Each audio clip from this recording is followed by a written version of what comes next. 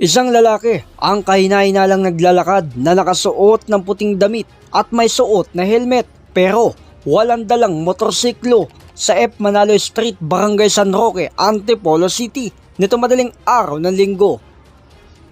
Napansin ng mga nagpapatrolyang mga pulis ang lalaki at kagad naman nila itong sinita nang tanungin kung maripa sa pagtakbo at itinapon ng kanyang bitbit na belt bag na naglalaman umano ng halos 700,000 na halaga ng shabu.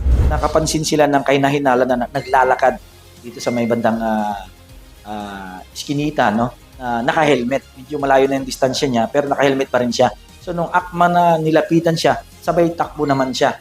So hinabol sila ito at within mga span of 100 meters, kitang-kita po nila na nung malapit na siyang mahuli or malapitan, tinapon niya yung Nang maaresto ang lalaki, na-recover sa kanya ang weighing scale at isang pakete ng iniinala shabu na tumitimbang ng 100 gramo.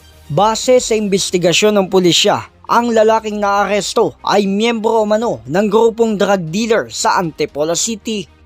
Definitely, di-dispose pa lang niya yung panahon na yon. Kaya medyo buo pa, hindi pa siya na hati-hati. Sabihin, hindi pa yun yung downline talaga na nagbebenta sa street level.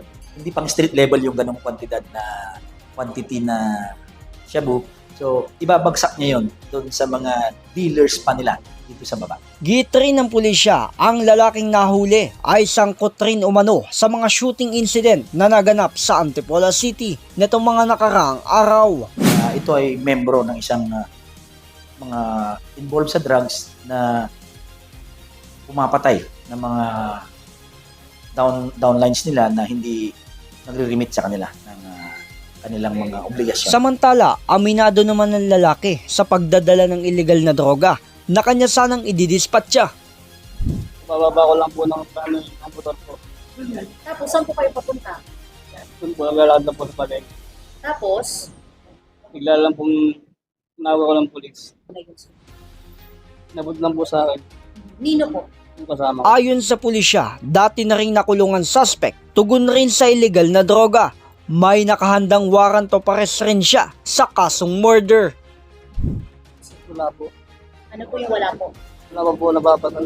Nakapit naman ang suspect sa Antipolo City Component Police Station na maharap sa paglabag sa Republic Act 9165 o Comprehensive Dangerous Drug Act of 2002.